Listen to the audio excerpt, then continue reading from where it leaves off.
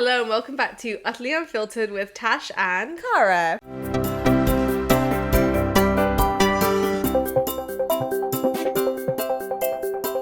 Thanks so much for joining us today, guys. Yay, you came back. You came back. Or you've just found us. Oh, now my rejection fear is satisfied. Do you feel validated when you have that we have a podcast and people listen to us yap every week? Well, I don't really need to, I don't know the stats. I don't know how many repeat listeners we have, I have not looked in forever. No. Sometimes, that's my biggest thing with the songs. It's when they're out, I don't really look at the volume of people that are listening. It's more like if people are coming back or listening to it on, repeat or, more than once. Because then you're like, cool. So it's, decent enough that you actually are invested a little bit in listening to spend more of your time in listening to the same thing. Good point, actually. So yeah, I'd be interested. Maybe we could ask people to tell us where they are in the world. That would be cool. Because I think we've last time we checked, we had quite a few. Yeah, we did. We had quite a few from the USA. Yeah, and then I think we had a couple from Norway or somewhere in Scandinavia.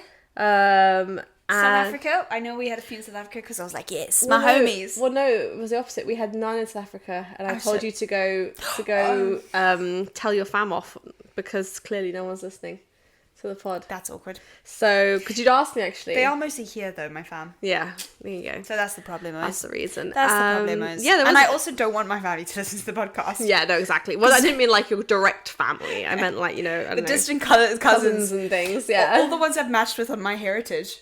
Which is where, you get DNA samples and it pops up every now and again with, we've just found your second cousin once removed. So maybe I should just go spam them. Yeah. Hey, you don't know me, but we're sort of related and I have a podcast. Please listen. Thanks.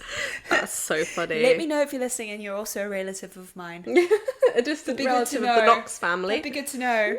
Imagine if this is how I find out I'm adopted. Oh my god, could you imagine? I mean, you're clearly not because you look exactly the same as your entire family, but honestly, it would be a curveball. The Knox genes run strong because you do all look super similar. I don't know, you look just like Mark. Okay. So do I? That's so interesting. Depends who Mark looks like. I don't know. I can't see it. Can you see it with your parents? Yeah. Can you see it in yourself with your parents? No, I can't. No. Weird that we can't. Can we? I can see it. I look really similar to my second cousin actually, which is really random. Ali's actually obsessed with it. He thinks it's so crazy. But I have it's like my cousin's daughter. She's 23. Okay. And Ali's like, you guys are literally twins. You look, especially because she's brunette and I've been brunette. I mean, I'm still mostly brunette now, but hopefully gonna get a bit more blonde than me. But I've been brunette for about a year, maybe 2 years. I can't remember how long. And she's always been brunette. So even with that, I look even more like her. But yeah, I definitely see it with her. I can see pictures of her sometimes and I'm like, it does look just like me. Maybe not like me right now, but me when I was also 23. Age. Same with me and my cousin. Yeah. From my dad's side, actually. Yeah. Because I only have one cousin from my dad's side. But there's pictures of her. She's 3 years younger than me. Where I'm at the same age. Or mostly when we were little. Now we have different kind of vibes entirely. But when we were little, I was like, yeah, that is me. So that's a Knox. I think that's a Knox gene. Yeah. A little bit as well. We get that for sure. And then that'll be the gene on my dad's side. Because she's a porter as well. But on my mum's side, my dad always says I look like my auntie, one of my aunties, but I haven't seen her in years and years and years, so I couldn't tell you what she looks like, to be honest with you. I couldn't actually picture the similarities in my head. Yeah, I see both. Do you? I see Lloydie, Tasha's brother. I do look quite a lot like my brother. Yeah. So I know the genes are strong because of that, yeah. And I think he's more your mum, so I can see a lot of you in your mum, but I do see your dad in aspects too. Yeah. How's your hair? Because one of the podcast episodes, Tasha just had her hair down and then you had a meltdown. I did, yeah. It was short, but it looks like it's a nice grown now. Yeah, it's grown. The only good thing is my hair grows really quickly. Yes. So even when I got it cut, I swear it was at my collarbone. Yeah. And it's now just kind of to the top of my boobs, so it's grown a bit. Are you gonna get it dyed again? Yeah. Before you go. Yeah. Before you leave Norwich. I'm not letting her cut it. No, stay away. Don't come with. Do not come anywhere near me with scissors, please and thank you. She can maybe style it. Maybe do a bit of a layer touch up or something, but yeah, I'm going more blonde at the end of August, which would be good. I think it's gonna work nicely, which will be good. But yes, it has definitely grown, thank God, because it was so short. I know mine is very long, but I don't like it short. No. Last time my mom cut it, and it's something we know this with my hair, but sometimes you just misjudge it slightly. So it's not a reflection on her. In case she's listening, please still keep cutting my hair because I don't want to pay. But basically, if you cut it too short, it bounces up. Yeah, because it loses the weight. Yeah, so it doesn't hang anymore. It's like afros. Yeah. For ages, I had it afroed, but now with the punk band, like I've got to be able to shake your hair around. Yeah, so exactly. I can't just do it with nothing. No. I mean, you can do it with an afro because I don't want to be. You could just go like this. You could just bob a little bit and it would just that's like around. In the Night Garden. Have you ever seen In the Night Garden? Yeah. There's a character that God, every time it so talks, its hair weird, goes. I honestly think people were high when they made that show, and I also think they made it for people who are high. That is actually a phenomenal crazy. show. That TV show. So shrooms. luckily, my brother was just old enough that he'd skipped it. It like came about when he was a kid, and I'm 6 years older than him. So I remember it was like he'd just outgrown that phase when it like came around. Yeah. I remember watching like maybe like a couple of episodes because obviously it was a new TV show. Sure. But he was like, he was beyond it. Oh my God. Yeah, luckily he was beyond it. So fucking weird. The weirdest thing I've ever seen in my entire life. Like weird. I really just don't understand how it's Garden. even possible, to be honest, that people even created that TV show. I probably appreciate it more now, ironically, because I'm obsessed with Little Chef, Tiny Chef. You are. What's his name? Tiny Chef, yeah. I always call him Little Tiny Chef. Oh my God, he's iconic. Yeah. He's like he made like pizza dough. So for context, it's this animated. I don't even know what it's meant to be. Yeah, you told me it was like I don't know what is it. Anyway, it's a chef, but he's a chef and he cooks. But he also gardens. I don't even know if he's a he. I don't know what it is. But anyway, it made dough the other day, pizza dough. Yeah, and it was like singing like a song, was like related to dough. Because he sings sometimes while he's cooking. And I just think it's the best thing ever. So you probably would like In the Night Garden. I did one painting and I was like, now I can picture that being you. Yeah. He's just like painting and he doesn't talk in words. He's like... Which is pretty much how I talk anyway. Yeah, it is pretty... Is it you? Did you inspire I actually am Tiny Chef? Wouldn't that be amazing? That would be so amazing. It was that TikTok, and it would be like, I wouldn't tell you if I won the lottery, but there would be signs. Oh, yes. It's like, if I was that rich, you'd know about it. There'd be signs. You'd be on a yacht. Yeah, for one. And it would have your name on it. Oh, no, I don't like water, actually, because I get seasick. Oh, shit. But... You'd have what would you have? What would be your first purchase winning the lottery? Oh, my God. My first purchase winning the lottery. I mean...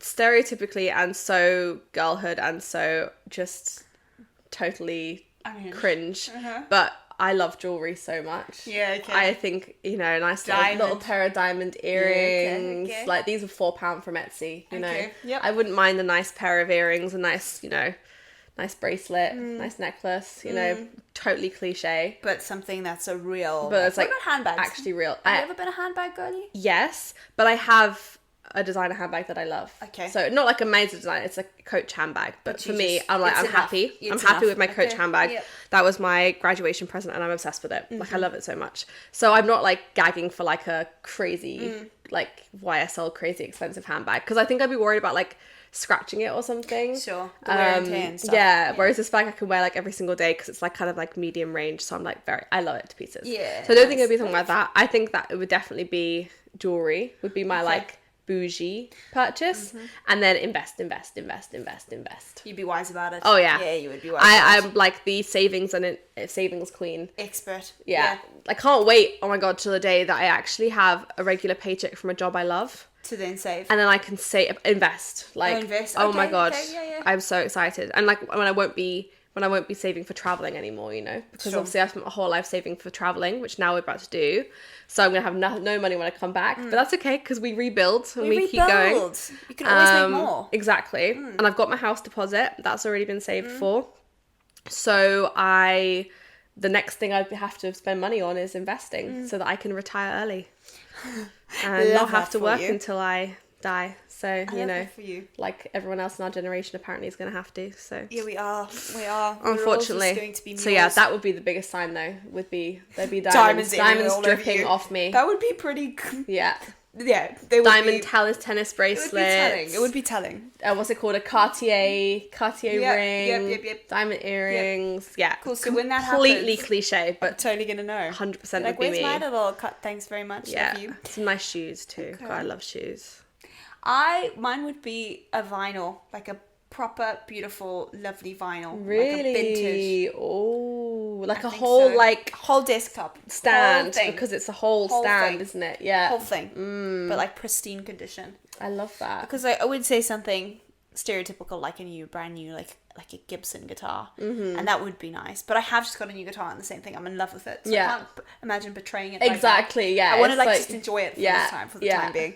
But yeah, I'd love a vinyl. But the thing is, like, I would love like a whole like music room, like a big massive one. So you'd kit out your... No, I'd actually buy a whole new house, a bigger to have house. a new music room, or buy just a music studio, and then or buy just a property to convert it to a studio, not even a recording studio. I mean, that would be fun, but just like all my guitars mounted on the walls, and then my record station, and then a bar over there, of course, nice like whiskeys, obviously, and then like I don't know, like a grand piano over there, like just and wooden mahogany floors and like dark leather walls, sofas, fireplace. This sounds like heaven. I want it. Oh my god, we'll make it happen. That's my There you go. Well, I win the lottery, please now. A lot of people say they wouldn't want to win it because like it's just too like you know, they have fallouts with family members and it goes. No, I wouldn't have that problem. I wouldn't have that problem. Yeah, I would still win it at all. Yeah. No, I would definitely take the lottery. Me too. 100%. I don't think I mean, everyone says that though, but I don't think I'd be one of those ones that like crashes and burns and is poorer afterwards than they were before. Yeah, like spends it all in a year. Yeah, like I can't see that happening. I can't ever see that happening with you. Me, it could happen to. But I'd have fun. I told you, I would have fun in life. You YOLO the shit out of it. YOLO that shit. Well, it's like our new favourite saying. Yeah, I YOLO the shit. I that was my favourite. That's my new favourite podcast saying. Yeah. Well, anyways, we haven't introduced the podcast. No, we didn't. Oh, God. Sorry, guys. We're just too busy yapping. We're not perfect. No, we've determined this as of the last podcast. Up until the last podcast that we recorded, I thought I was perfect. I just thought she was perfect the whole time. It turns out I do have a flaw. Turns out you are a mere mortal. I'm so sorry. Sorry that you're with the rest of us now. I let you all down. The view is terrible from down here.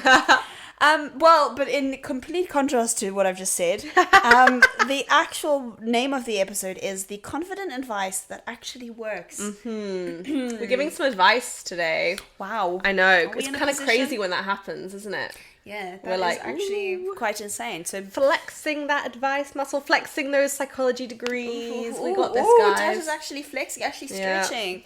We could do like one episode of just mindfulness, like a guided meditation. I think it would be nice. Close your eyes. Deep. Imagine you're in a breathe field. In through your nose and out through your mouth. Natasha's just releasing the inner demon with that sigh. Now imagine you are in a forest. Are you picturing it? I was picturing a field. Fuck. Imagine you're in a field and there's a forest next to the field. Anyways, we move on. Maybe that's not our vibe. No, we just yap too much for that. We can't be silent. Sorry. Sorry, guys. That's not... If you're here for that, this is not for you. Go elsewhere. Or stay and enjoy what else we have to offer, which is advice this time. Yes, it is. Do you want to start the advice this time? Sure. Go on. drop some little nuggets of... Yeah, so I feel like it was a fun episode because I think that, I mean, at least I found every year I get older, I get more confident and more sure of myself, and definitely will have, you know, more realizations of more things I have to work through, more traumas and triggers 100%. Come up, and you have to keep addressing them. Like that it's never ending. But in terms of like confidence and just, especially compared to how I was when I was younger, I was very quiet, like did not have a lot of confidence, very insecure, like couldn't really, like even when I was at uni, like when I'd walk down the street, you know, like when I don't know if you went to a home uni, so I'm not sure if you ever had this, but like when I would walk from like my accommodation to uni, like there'd be loads of students walking both ways and everything, like I would look at the ground. Sure. Like I didn't want to look anybody in the eye. I didn't want to see anybody that I half knew and had to have that awkward smile with them. Like I did not want to be perceived by a single person. Just didn't want to be seen. No, I just wanted to be hidden away. Yeah, absolutely. I didn't like going to parties. I didn't like going to prees.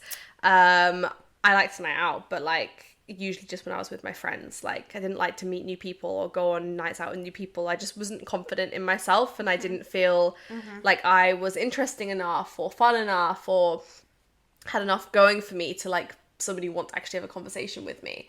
So it was such a like big part of my kind of early 20s. Sure.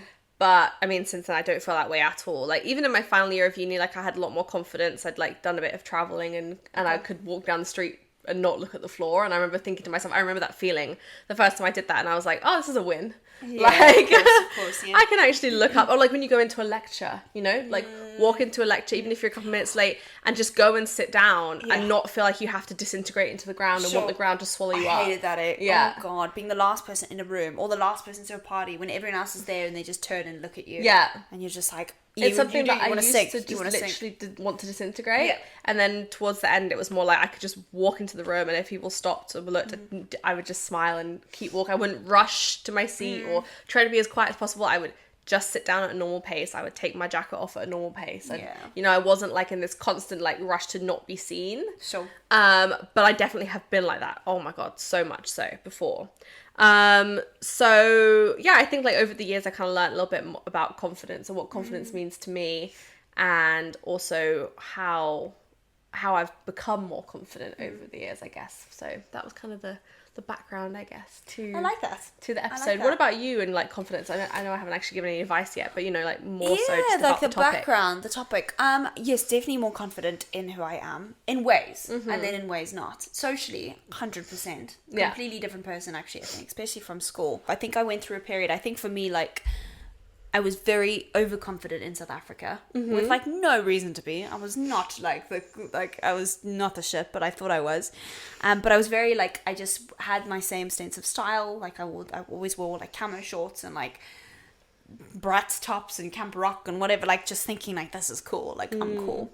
And very loud, quite obnoxious. Did a lot of like performing, like loved drama at school. Always like was in the plays. I liked kind of, I guess, going to like, you know, kids' parties and stuff, so I was relatively social. So that was like South African Cara, and then I came over here to the UK in my teens. I was 12, so just before. And then I think I really shrunk into myself, and I really didn't know who to be. Or how to present. I think there was a period of time in school where like I think I would probably still be like say outrageous things and people would find it funny, but other than that, like I abandoned pretty much everything else. Like my style changed, everything changed really. And then uni was just a continuation of that, trying to find out who I was. And then only actually like as of recent years, like probably around about the time I picked up music again, because it was so core for me in terms of my upbringing. It's like, I don't know, I guess in summary, I feel like I'm becoming more of like my inner child, who that used to be, or I used to be as a child. Definitely a bit more adventurous again, a little bit more excited about things. Yeah. Would you say that that's like what more confidence looks like to you, is like coming back to who you were? Yeah, because it means I'm removing like what I think other people want me to be, or what other people overtly want me to be. I think it's just who I am truly in my core. Not in every sense. Like in some senses, I'm still not sure of myself. And I'm not as confident to, for example, I'm not as confident to form arguments around what's going on in the world or politics. I'm not as confident when I'm on social media, right? I always second guess that. So there's things that I'm not, I guess, like with everyone. But ultimately, like from a bird's eye view, definitely becoming more and more at one with myself. Yeah. I think. I love that. And I think that probably is actually the same for me as well, in the terms of like, perhaps what you're saying is like, you know, when you were younger, you had this level of like personality and confidence, whatever that looked like. Then when you moved, and you also hit teenage years at the same time, which always is like a fun combo. The same thing, yeah. You kind of turned your personality into what you wanted people to see, or you thought what you thought people wanted. Yeah. And then now you're more like, oh, actually, like that isn't really who I am. Like, let's go back to who I was before. I think for me it's very similar, but rather than turning my personality to what I think people wanted, I just kind of shut it down. Completely. You went within. I just didn't say anything. But I also think I've always been, like, when I was a kid, I was always called bossy. I was always, you know, I was always talkative. I was always just had a lot to say and was never afraid of being assertive. but were not rewarded for that. You were very much told. But I don't know. Like I don't know. When I was young, I mean, I was always told I was bossy. Okay. That's annoying. Okay. For sure. I luckily don't get told I'm bossy now. Thank God. Maybe because I preface every time I actually have to be bossy with, I know I'm trying to do X, Y, Z, and I'm just type A, I'm just organized, it's just who I am type thing. And also probably I also surround myself with people who are pretty chaotic. Sure. Might actually be quite a subconscious thing, to be honest. Where they need to be told what to do. Yeah, like none of my friends care about being told what to do. Like none of you have ever said to me, Tash, you're being bossy. You're like, thank God Tash is organizing my life for me. At least I think that's what you're saying. Yes. I am. Although your low-key little like threat earlier was like that was but probably was necessary. She was like, that was intense, but also fair. We're probably at that level, so I respect it. Didn't like it, but probably needed to hear it. Tash basically is using leverage against me to go to therapy now because it didn't work the first time. Tash was just like, you will go. Now it's like, or else this will happen. Hey, she's working towards it though. You're doing it all by yourself. I'm just making sure that you don't drop out and I don't know, and retreat, buy something else with that money, you know. Yeah, violin perhaps. Yeah, I've got the guitars, I've got the keyboard, did the drums briefly. That's like my version of like when people go through a midlife crisis and buy a new car, just buy a drum kit. Yeah, use it twice, change and then yourself be like, up. cool. Yeah, maybe get rid. Exactly, but no, you're right. I think back to the confidence. I think when you're born or when you're a child, I feel like we have this typically. I feel like we maybe have this like very pure curiosity about the world, but also I don't think we have theory of mind as much to like anticipate what other people think of us or to care or to like. I just don't think we do. No, like, I didn't really go and like. I really don't think I did. At least like I don't think I would. Stand up on stage at school in the performance and be like, oh, so and so from that class is watching me. Like, what are they going to think? Because they're really cool. Like, I really just didn't think about it. No, I was just in myself and in the present. And then I think society and life and our own minds kind of teach us to believe that maybe it's more important what other people think. I honestly do think that's such a peeling back the layers. It's a huge part of school. Like, I honestly just think like. Schools do not encourage any form of individuality whatsoever. Well, hence school uniforms. Yeah. And with our school uniform, there was no give in it. It was it was like your length of skirt all had to be the same. Yeah. Tash was like, how many times were you told off because you'd like raise your skirt by an inch? Yeah. So there was like an inch above your knee. My mum used to take mine up for me. I know, mine didn't. Yeah. Mine just made me suffer. I think, that was her own, it was her own prerogative. She looked at it and went, Tash, you can't walk out the house looking like that. I wish my mum did that. You're being drowned by a kilt. I wish my mum did that. This is why I was very unsuccessful at school in all areas. Except academically, You never had detention though, so... Yeah, but that's not a flex. No. Great. Everything I was told, fantastic. That's what made me this is what made me the way I am now. Yeah, so then at school, it's not even just like individuality in terms of like how you look. It's also individuality in terms of like personality. Yeah. Like if you're cheeky, it's shut down. If you're loud, you're told to be quiet. Yeah. If you're too quiet, you're told you need to speak up more. Mm-hmm. Like if you're messy, you're told that you need to be cleaner. If you're too clean, you're told that you're being controlling. Oh my God, it's like if you are anything, if you have any form of characteristic, you're told to not have that characteristic. Sure, to blend in. To be completely neutral. Yeah. To be a completely neutral human being. And it's like that, and it's not even just, I mean, at least for our schools or whatever, it's not even just when you're in class. Like, obviously, yes, speaking over people in class is rude, but it's even when you're in playground, during form time. Like, it's like in any circumstances whatsoever, any individuality in terms of personality is crushed. Yes. No teacher ever laughs with you when you make a joke. Yeah. They always say, be quiet. Yeah. It's like, well, how about encouraging someone who has a personality that wants to make jokes? Yeah. Not at someone's expense, just a joke, you know? Yeah. Like, why'd the chicken cross the road? Bring some lightness into the world. Maybe that's okay if they're a light-hearted person. Maybe maybe it's good to encourage curiosity when someone says, but why is that the case, miss? Rather than be like, because it is. Tell them the reason why. Encourage them to ask questions. Because how does the world change and grow and develop if everyone's exactly the same? And what we have to do, this is the whole problem, right? And we've talked about this in the previous episode about something completely different, but I do genuinely feel like my whole adulthood, this last 10 years, has been unlearning everything I was taught for the 10 years prior. Like, genuinely it has been. Yeah. From the moment I remember school, I was probably 6 or 8 years old. Yeah. All the way until I was 18 and leaving school, I basically had to unlearn everything. I agree. I have never been encouraged, I don't think, to be individual. To be an At individual. school, never. Never. No, like just in any sense. I never have. And I think that's where I'm so uncomfortable now with it. Like, because I am. Like, I think, again, Instagram is probably, because a friend of mine said to me the other day, they were like, oh, like, you know, you look like you're having so much fun when I'm doing the band stuff. Yeah. And I am in that moment. Yeah. But then I'm posting it online and I'm like, oh my God, like, what's this person going to think? Or if that person's watched my story, like, oh my gosh, you know, I grew up with them. Are they going to, like...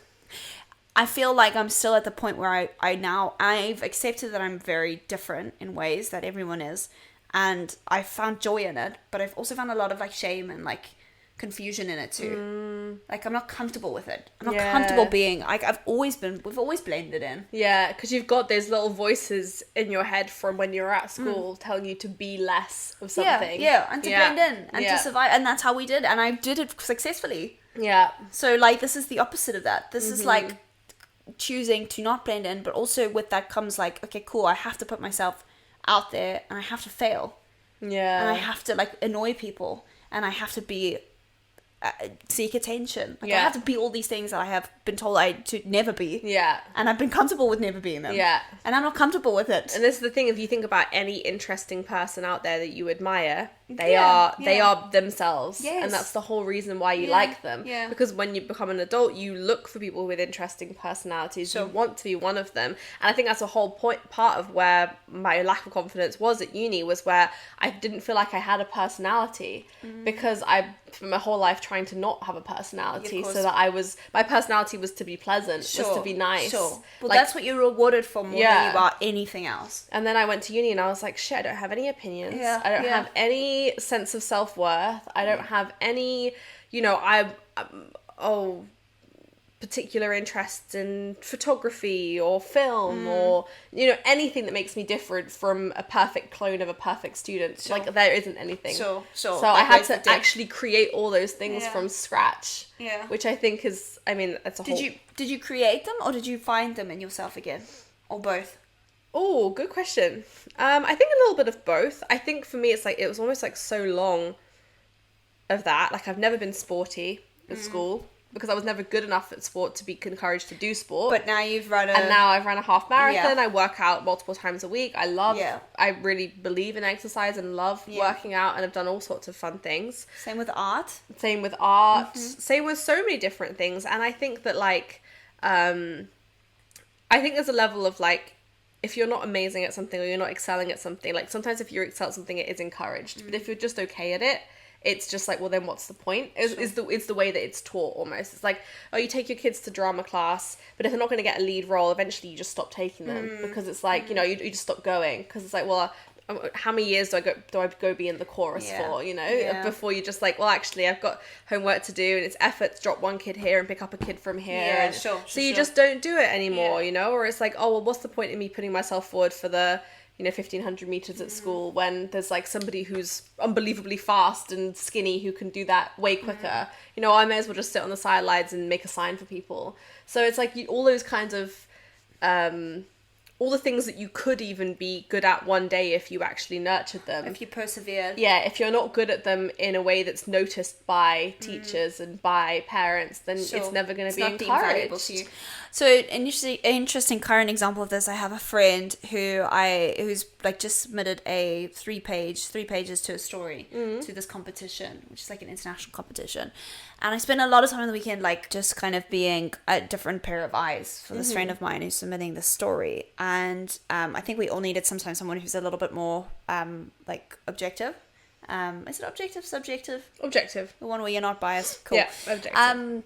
And literally like a lot of her concerns that she expressed to me were related to either like regretting like things that she wanted to change but after she submitted and not being able to, but also like the money, because there's an entry fee, and then also like what if nothing happens and like my dreams are crushed. And I get this all the time with music. I have been there. Jesus. Reality. Yes, but I was saying to her, I was like, just the fact, like, it's so much more important, the fact that you've actually done it, so much more important for yourself, like your self cheerleading and your self-worth, that you've actually backed yourself enough, not just emotionally, but also financially, and also publicly. You're backing yourself in something. And that is going to, like, it doesn't probably mean anything right now, but, like, you will now use that as your, like, platform for the future. You'll be like, oh, cool, I did it once. Like, I did it that first time. I can do it again. Yeah. Like, I can find that courage. I can find the money. I can do what, it's so fucking important, even if nothing happens in that competition, but the very, very fact that you've believed in yourself enough. Absolutely. And it's the same. Like, okay, like, you're not going to be the fastest one at the race. You're going to lose. But it's more like the act of doing it. It's the act of, and this kind of leads me to one of my pieces of advice, actually, because I'm aware we should probably get onto that, is like the 1, 2, 3, go. And under the 1, 2, 3, go approach, I listened to, I think it was a TED talk, actually, someone was talking about confidence, and it was really good, the whole TED talk. I'll have to try and find it again, and maybe I'll talk about it in another pod. But it's 1, 2, 3, go, and it's literally like, if you're scared about doing something, you're gonna probably talk yourself out of it. So just don't. Just 1, 2, 3, submit. 1, 2, 3, run the race. You can second guess 1, 2, yourself. 3, say what you want to say to that person. It's like, literally, you almost have to, I always thought I had to, like, nurture the confidence to do the action, but sometimes doing the action nurtures the confidence. So you flip it around, you just do the action, and then you like, cool, I got through it somehow. I said what I needed to say. I submitted that piece of work. I asked that friend for, like, whatever it is, you've done it. And then you've proven that you can. Like, we very much are, I think we need evidence. Like, we look for evidence of what we can achieve. So I think if you just do it, I think you're going to find that you'll have the evidence to then build the confidence. Yeah, it's the competence cycle, isn't it? It's like there isn't, you can't wait till you have confidence before you try something new. Yeah. You have to just do it, and then you realize you can do it, you're competent in it, and then you'll feel more confident about it. Yes. So it's just a never-ending loop, really, of, like, trying to balance just doing it and then actually having the kind of motivation because you have the confidence to do it. And also, like, that leads me on to another point, was, like, it doesn't have to be a big thing initially. It doesn't have to be, okay, I'm going to submit my 3 pages to this like, international competition. Like, that was broken down into lots of little baby steps for my friend. It was actually, firstly, I'm going to write the pages, and that takes confidence or a bit of self-belief. Then I'm actually going to show one person the pages. Then I'm going to show 2 people the pages. Yeah. Then I'm going to ask, like, an actual friend who studied English to read it and edit it for me. Like, it doesn't have to be, okay, all of a sudden you're doing this massive thing. Like, you don't have to jump out of the plane. You can kind of, like, go in the airplane first, see what it's like up there. Like, you don't have to do it in any certain way. So that's more of, like, a gradual exposure. Some people need that, and then other people just need to fucking jump out of the plane. Yeah, it's like, isn't it called, like, foot in the door theory? Yes. It's like, once you put your foot in the door and you start something, you're way more likely to complete it. It's like, I mean, 100%. I mean, I had it with running for sure. Like, I started with couch to 5k. Yeah. And I worked my way up to a half marathon, but if you'd asked me at the beginning of me doing couch to 5k if I was ever going to run a half marathon, I would have said never. Hell's no. Yeah, of course. In a million years. But then I got to the point, I did my 10k and I was like, I could do that again. But how amazing that you've, like, backed yourself enough, and now is it not proven to you that you can do it? Absolutely. I mean, I'm still not doing a marathon, but Yeah, but you knew you could. You know you could if you wanted to. I don't know if I could do a marathon, but it's progress at least. At least for the sake of the podcast. Come on. I mean, well, that's a long way. It's a fucking long way. But imagine? Mentally, you know you could do it. Yeah. If you put your mind to it, you know you could do it. Yeah, absolutely. So there are my little nuggets. I love that. Pray tell. Some of yours. Some of mine. Well, one of mine I think kind of loops into what we were talking about earlier, I guess, in terms of, like, unlearning a lot of what we learn, I guess actually relearning what we unlearned at school to come back to ourselves. Yeah, shit. Whoa, that's like a that's matrix. a bit of a mind twister, isn't it? But basically, it's the idea that there are a lot of different personalities in the world, and if you think about all your different friends, all your parents' friends, your siblings' friends, your cousins, the people at work, people who sit around the table at lunch with you at work or whatever it is, everybody has a different personality. Yeah. And there's space for all of them, and they all have people out there who love them, yeah. And they all love people, and it's like, we are not all supposed to be the same, so don't take yourself out of the running just because you're not the same as somebody you might admire or somebody who thinks doing better than you. Maybe take it as more of an indication that you're doing something right if you're not the same. Exactly, because you're unique, and I think, like, I just do think that sometimes we can, like, undermine ourselves before we've even tried, a bit like you were saying, like, oh, just put your foot in the door and try something, and then you'll see where it goes. And you think of excuses not to. I We're agree. very good at doing that. We can make 100 excuses not to do something, but we just need one good excuse to do it, and it's always going to be there. 100%. And like, when I think about, like, and I talk about it quite a lot, but, like, I love to host a party, and all my friends are individuals.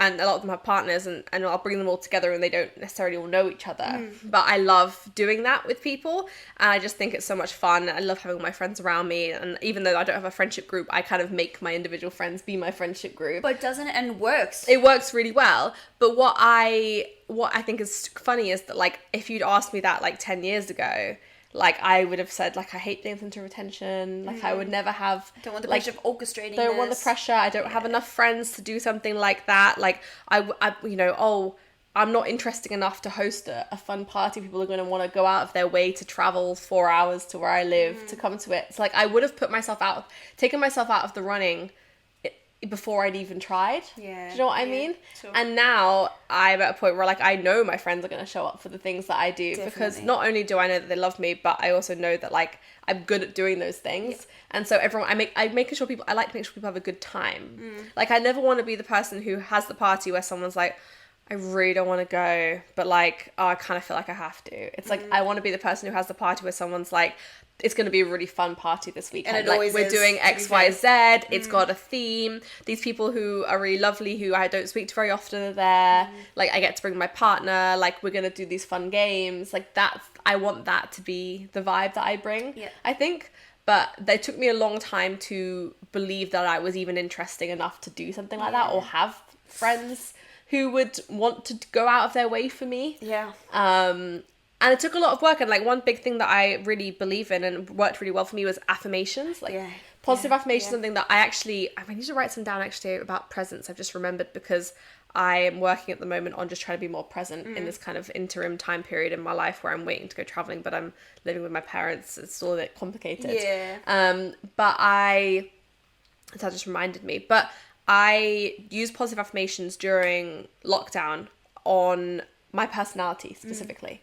So they were things like, you know, like, I am interesting. Like, people like to be around me. Like, those kinds of affirmations where I didn't believe them when I wrote them down originally, but I put them on my mirror, like on a Post-it note. I just wrote like maybe 5 or 6 down, put them on my mirror, and I read them every single day to myself when I was brushing my teeth. And I would, like, say them in my head, and I'd also say them out loud. And then that was like my little routine. And, like, I now believe I'm an interesting person. Yeah. Like, I think I have a lot of things that are interesting about me. Sometimes I forget about my lore, you know? Like, I forget, I'm like, oh, you know, I've actually done some cool stuff. It's like brain training, and it's like changing your self-narrative. It is. Because our minds seem to default to the negative, to the lack, to the I don't have this, I'm not good at this, I can't do this, I don't know how to do this. As opposed to, like, we have to actively work at telling ourselves the opposite. Yeah. To try and, like, overcome, to try and, like, undo the years, like, whatever that is going on in our heads. Well, and I think affirmations are powerful for that, right? It is. It's that feeling of I'm not enough. Like, I'm not pretty enough. I'm not fast enough. I'm not talented enough. I'm not interesting enough. And I'm what's not enough? rich enough. Like, where is enough? Like, where is the bar? Yeah. Because where is it? Well, it doesn't exist. It doesn't exist. Everyone thinks the same about themselves, but to someone else. Yeah. Like, we're complete, like, comparison is the thief of joy. And it's the thief of confidence too. It is the thief of confidence, 100%. Yeah, I completely agree. And honestly, I do believe in affirmations. If you want to do your own affirmations, for sure. Like, my way of, my method I usually tell people to use is your first affirmation is something that you actually do believe about yourself already. So maybe you have really close family, so you can say I am loved is your first one, or you have a partner who you trust and rely on. I am loved. The second one is something that is like the opposite to what you believe about yourself. So it's like, you know, maybe so for me, I was like, I didn't believe I was interesting, so therefore I made mine I am interesting. Yeah. So if you think that if you think you're dumb, then you'd write I am smart. Like, write the opposite of something that you believe about yourself. And then the third one is like something that is like, that feels kind of like out of reach for you, I guess. So like for me, that'd be like, I am successful. Like, I've never really believed I'm capable of success. And it's something I continue to work towards always.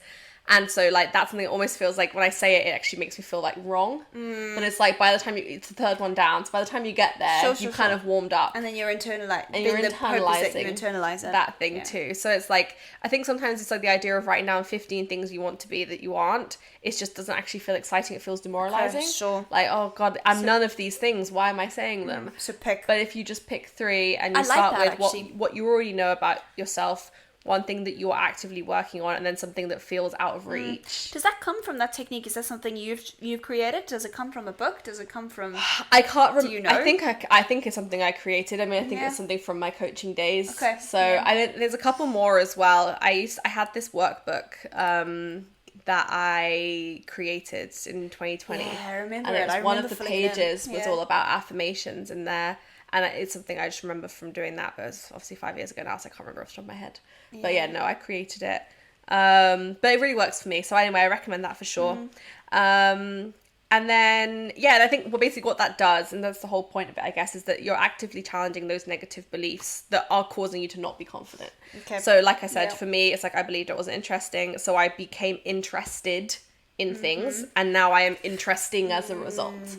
So I was like, right, well, if I don't believe I'm interesting, what do I need to do? It's like, so I picked up a book on the suffragettes. I did an online course about video editing. I can't even think now. I started listening to podcasts. Yeah. I did languages as extra curricular things at uni. So you took on an active I got approach. Another job. Yeah. Like I got a second job because, I don't know, I wanted more money, but also it's just another thing to do and learn about. So it's like because I didn't think I was interesting, I became interested in other things. Sure. And by becoming interested in other things, I built talents and skills in different areas. And then people wanted to ask me about them. And I actually had, when someone said to me, what did you do this weekend? Rather than being like, oh, nothing, wasn't a big deal.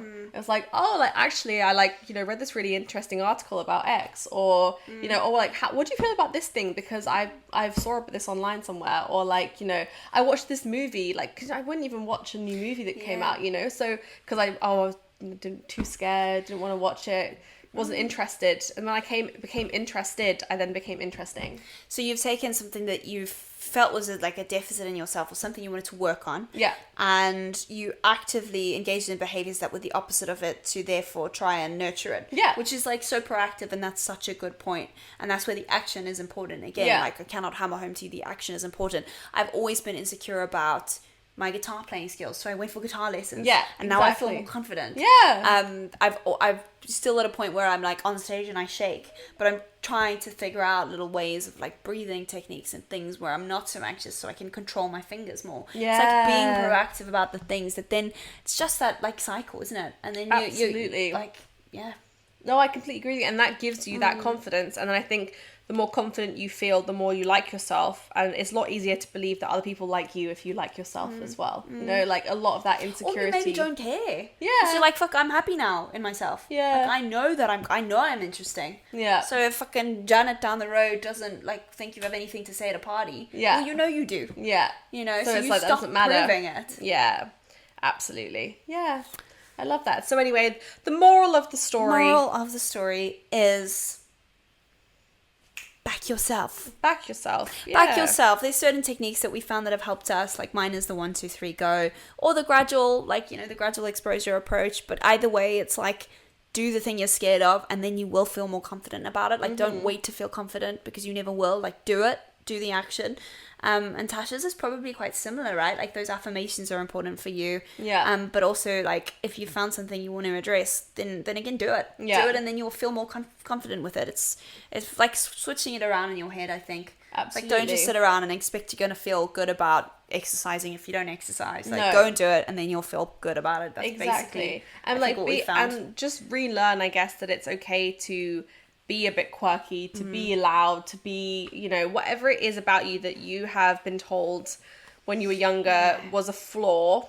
90% of the time, it's not a flaw anymore. It's a strength. Yeah. And that, unfortunately, is just how, I don't know, the education, the world, childhood works. Well, it's also the way conformity works. Yeah. And I think it's much more in everyone's benefit for everyone to be the same. Although it's not, because my God, no one would have different careers. You wouldn't have art, you wouldn't have entertainment. No. But it seems like less of a threat when people are all the same. Absolutely. I do think to myself sometimes, I'm like, God, imagine if instead of calling me bossy all my life, people called me a natural born leader. Yeah. Like they call men. Be? Yeah. Literally. God, where would I be now? Honestly, I couldn't even tell you. Honestly, but now I just channel all of that bossiness into being obsessive about planning. And maybe sending people to bed when they've had too much to drink. Yes. Which is necessary. Or bossing Cara to go to therapy. Yeah, it's a good thing though. It's for the greater good. It is for the greater good.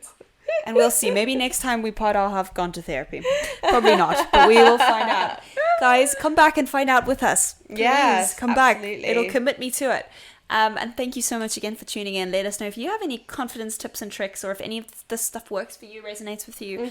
Let us know, please. And come back next week. Absolutely. If you're watching on YouTube, apologies for the slight technical issues.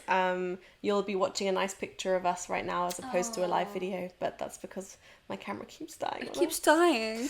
It's so sad, honestly. But anyways, we love you so much. Don't Thank you forget so to much. like, subscribe, comment, follow, 5-star, and you know the drill. If you have any advice on confidence, tell us. Please. I'm always looking to find out more. Yeah, because we can always continue to learn and grow. Yep. You know, we don't have everything down, but we do have some things, and that's why we share them with you. I don't even think I have some things at this point. I think I have maybe 1 or 2 things down. Cara, are we supposed to be more confident? Be confident. I have all my shit together. I don't need to go to therapy. In your face. No more self-depreciation. No more therapy needed for me. I'm confident in my chaos. See you next week. Bye.